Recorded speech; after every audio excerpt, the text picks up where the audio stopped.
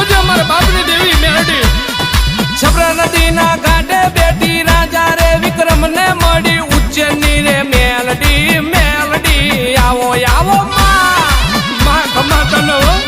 મને છેતરતી નહીં મારી રમતમના વડલે બેઠી